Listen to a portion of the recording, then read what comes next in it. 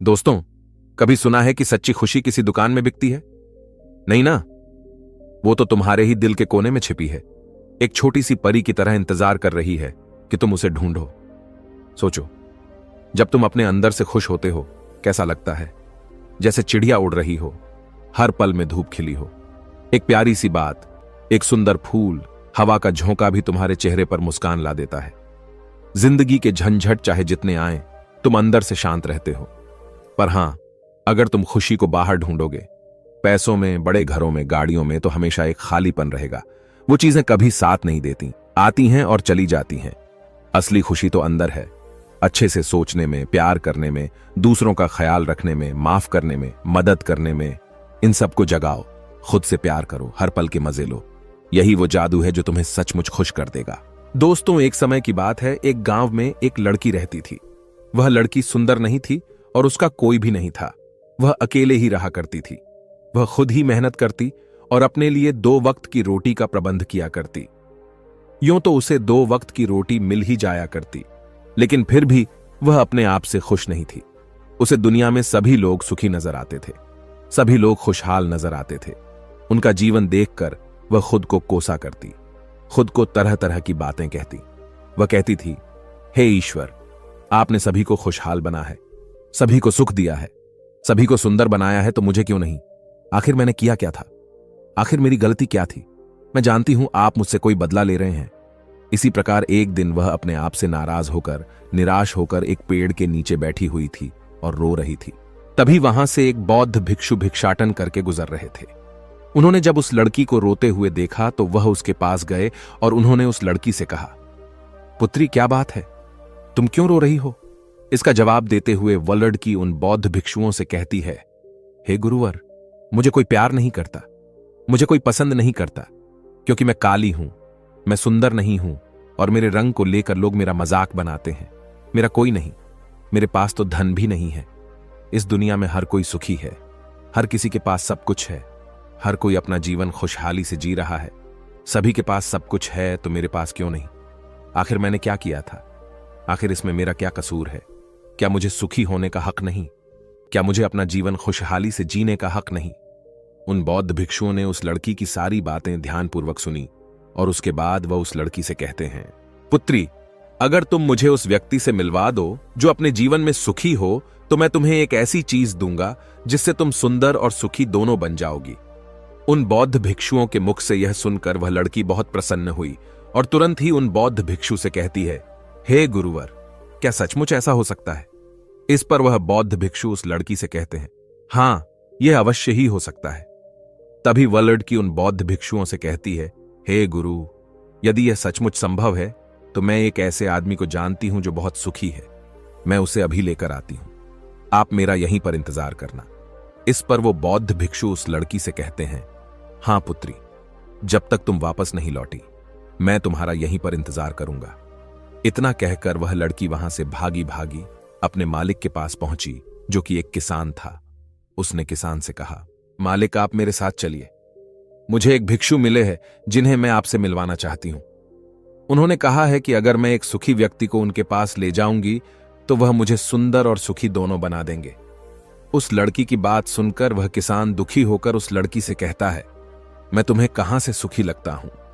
इस पर वह लड़की उस किसान से कहती है, मालिक, आपके पास तो सब कुछ है, आपके पास घर है, अच्छा खाने के लिए है, रहने के लिए अच्छा मकान है, आपका अपना परिवार है और तो और आपके पास धन भी है, तो आप दुखी कैसे हो सकते हो?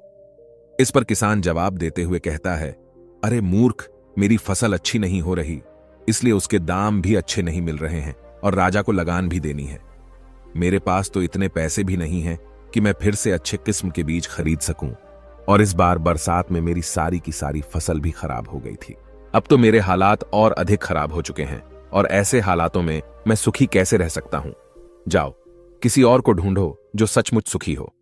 इस पर लड़की अपने मालिक से कहती है, मालिक, तो आप ही बताइए, आपके हिसाब से कौन सबसे ज्यादा सुखी है जिसे मैं अपने साथ ले जा सकूं? इस पर वह किसान कुछ देर सोच विचार कर उस लड़की से कहता है, मुझे लगता है कि व्यापारी बहुत सुखी है। उन्हें न तो फसल उगाने की चिंता है और न ही फसलों की देखरेख करने की। उन्हें तो बस फसल खरीदनी होती है और वह उसे कहीं से भी खरीद सकते हैं। और तो और वे अन्य चीजों का भी व्यापार करते हैं जिनका मौसम से कोई लेना देना नहीं होता, और वे लोग हमसे कहीं ज्यादा अधिक धन भी कमाते हैं। लोग उनका आदर सम्मान भी करते हैं। मुझे तो लगता है कि वही सबसे सुखी हैं। तुम उन्हीं के पास जाओ। लड़की अपने मालिक की बात सुनकर वहां से भागी भागी एक व्यापारी के पास जा पहुंची और उस व्यापारी से कहती है, मालिक, आप मेरे साथ चलिए। मुझे एक भिक्षु मिले हैं जिन्हें मैं आपसे मिलवाना चाहती हूं। उन्होंने कहा है कि किसी ऐसे सुखी व्यक्ति को ले आओ जो सचमुच सुखी हो, और उसके बाद वह मुझे एक ऐसी चीज देंगे जिससे मैं सुंदर और सुखी दोनों हो जाऊंगी। उस लड़की की यह बात सुनकर वह व्यापारी दुख भरे शब्दों में उस लड़की से कहता है, अरे, हमारे जीवन में कहां सुख है? चारों ओर से तो हमें दुख ने ही घेर रखा है। चोर, लुटेरे, डकैत, हमें सबका ध्यान रखना पड़ता है। व्यापार में अभी बहुत घाटा भी चल रहा है, और तो और राजा हमसे अतिरिक्त कर भी वसूल रहे हैं, जिससे अब व्यापार करने में बहुत दिक्कत आने लगी है। हमें सुरक्षा भी नहीं मिल पा रही। जीवन पर हमेशा कोई ना कोई संकट मंडराता ही रहता है। मुझे तो ऐसा लगता है कि मुझसे दुखी इस दुनिया में और कोई नहीं। इस बार लड़की उस व्यापारी से कहती है, परंतु मालिक, आपके पास तो इतना धन है, आपके पास इतनी जमीन जायदाद है, आपके पास इतना अन्न है, रहने के लिए इतना बड़ा मकान और खाने पीने के लिए हर प्रकार की सुविधाएं हैं। इसके बाद भी अब दुखी हैं। यह बहुत अजीब सी बात है। मुझे तो लगता था कि आप बहुत सुखी होंगे। खैर, कोई बात नहीं। कृपया करके मुझे कोई ऐसा व्यक्ति बताइए जो आपके हिसाब से बहुत सुखी हो, जिसे मैं उन बौद्ध भिक्षुओं के पास ले जा सकूं। इस पर वह व्यापारी कुछ देर सोच विचार कर उस लड़की से कहता है, मुझे लगता है कि राज्य के अधिकारी बहुत सुखी हैं। वह सीधा राज्य से संबंध रखते हैं। उनके पास अधिकार है और वह धनवान भी हैं। वह चोर, लुटेरे और डकैतों से भी नहीं डरते, और वही लोग हमसे धन भी वसूलते हैं, और हम उनके सामने उनके आदर में झुकना ही पड़ता है, और सभी लोग उनका बहुत मान सम्मान भी करते हैं। मुझे नहीं लगता कि उनके जीवन में कोई भी दुख होगा, और मुझे लगता है कि वही सबसे सुखी हैं। काश मैं भी राजा का एक अधिकारी होता, तो मैं भी अपना जीवन आराम से बिता रहा होता। इस पर वह लड़की उस व्यापारी से कहती है, मालिक, क्या आप किसी अधिकारी को जानते हैं? क्या आप मुझे उनसे मिलवा सकते हैं? मैं उन्हें अपने साथ ले जाऊंगी। अगर वह सबसे सुखी हुए तो मुझे बौद्ध भिक्षु कुछ ऐसी चीज देंगे जिससे मैं भी सुंदर और सुखी हो जाऊंगी। बताइए ना, आप मुझे किसी अधिकारी से मिलवा सकते हैं। मैं आपकी बहुत आभारी रहूंगी। व्यापारी को उस लड़की पर दया आ गई। उसने उस लड़की को एक अधिकारी से मिलवा दिया। लड़की ने अधिकारी से मिलने के बाद उस अधिकारी से कहा, मालिक, आप मेरे साथ चलिए।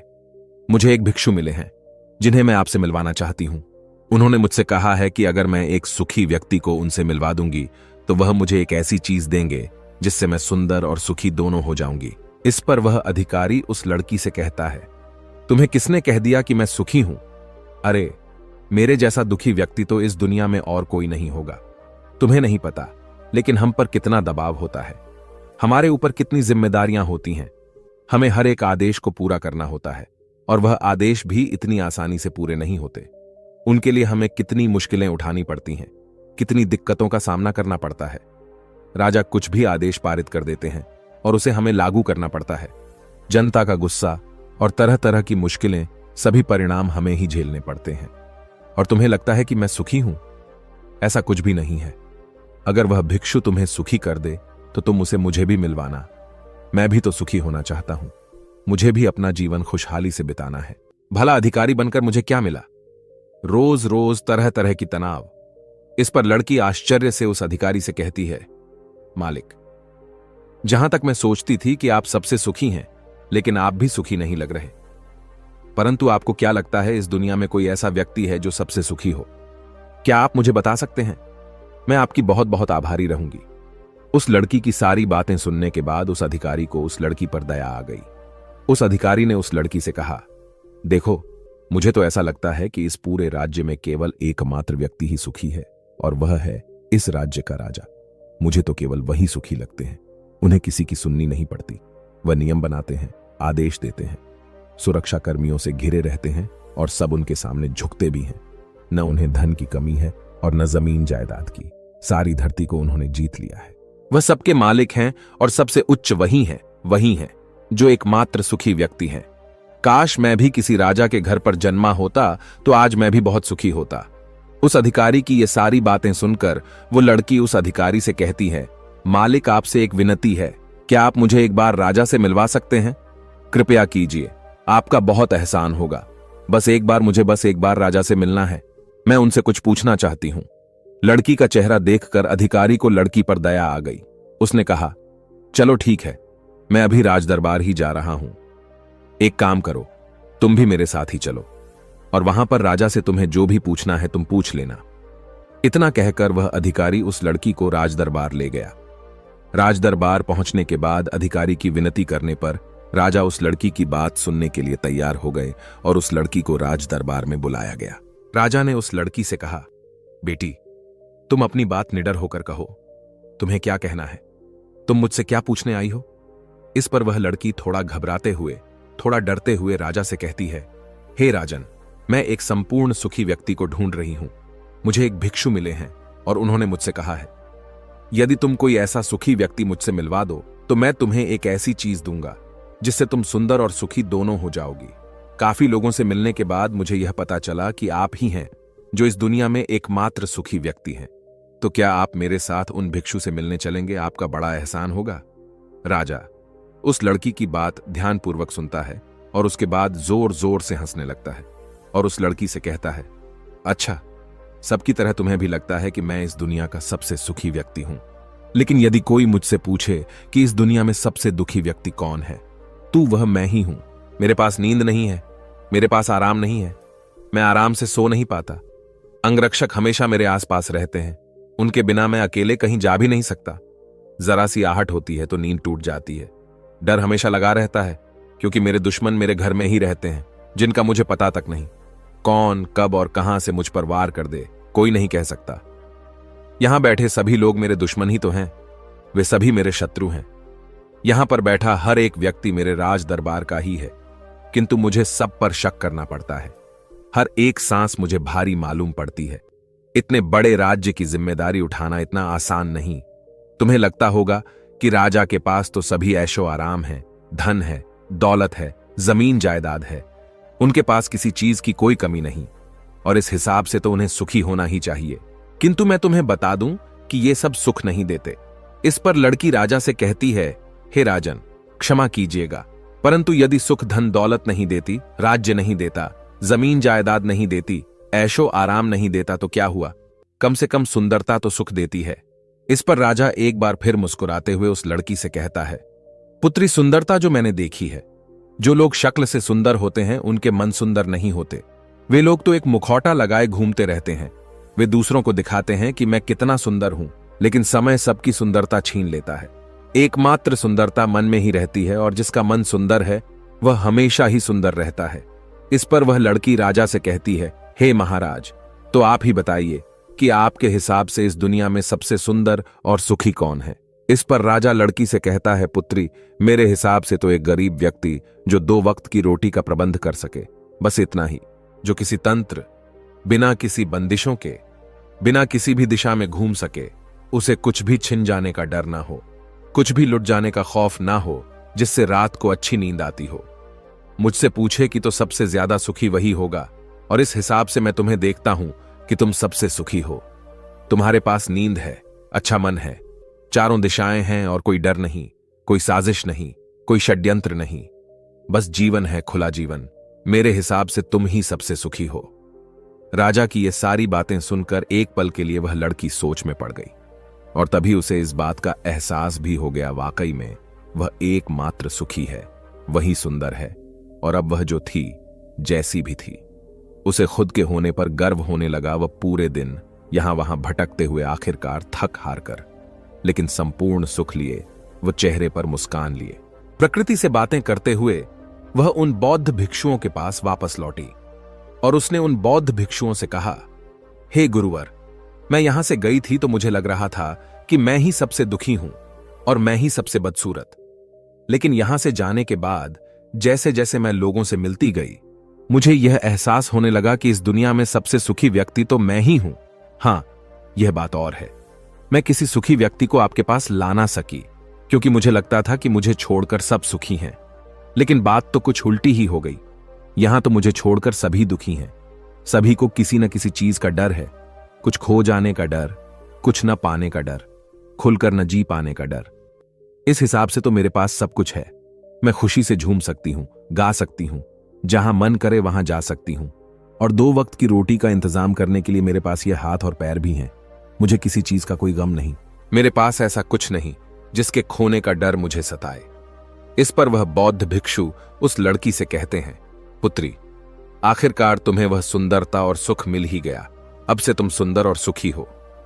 ये कहकर वो बौद्ध भिक्षु वापस अपने आश्रम लौट गए, और वह लड़की भी अब जान चुकी थी कि वही सबसे सुंदर और सुखी है।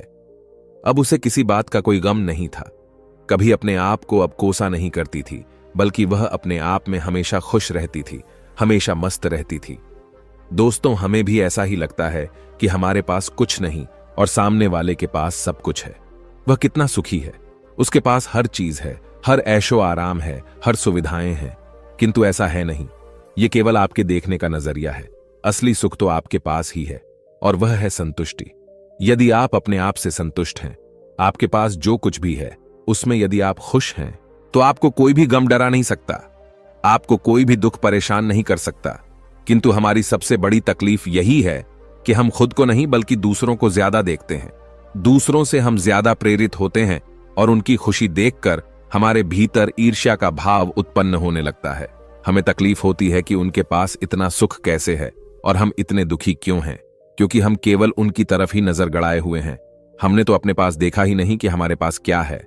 हम उस पर कभी ध्यान नहीं देते, बल्कि हम तो हमेशा इस पर ध्यान देते हैं कि हमारे पास क्या नहीं है, और यही नजरिया आपको दुख और तकलीफों की ओर ले जाता है। आप चाहकर भी सुखी नहीं रह पाते, क्योंकि आपने अपना नजरिया क्या नहीं पर गड़ा रखा है। वहीं पर यदि आप इस तरह से सोचें कि मेरे पास बहुत कुछ है, रहने के लिए अच्छा घर है, खाने के लिए अच्छा खाना है, पहनने के लिए अच्छे कपड़े हैं, कम से कम 2 वक्त की रोटी का आपके लिए इंतजाम भी हो जाता है, लेकिन बहुतों के पास तो यह भी नहीं होता, तो क्या आप सुखी नहीं हैं? क्या आपके पास वह सब नहीं है जो उनके पास नहीं? जरा एक पल के लिए सोचकर देखिएगा। अब आप में से कितने लोग यह कहेंगे कि यह सब तो खाली बेकार की बातें हैं, ऐसा कहने से कुछ नहीं होता। लेकिन मेरी बात का विश्वास कीजिए। बस एक बार के लिए आप 24 घंटे के लिए यह प्रण कीजिए कि आप केवल सकारात्मक सोचेंगे और अपने जीवन में हो रहे सकारात्मक विचारों पर ध्यान देंगे, सकारात्मक घटनाओं पर ध्यान देंगे। आप देखेंगे कि वह दिन आपका बहुत अच्छा बीतेगा, और उस दिन आप बहुत अच्छा महसूस करेंगे।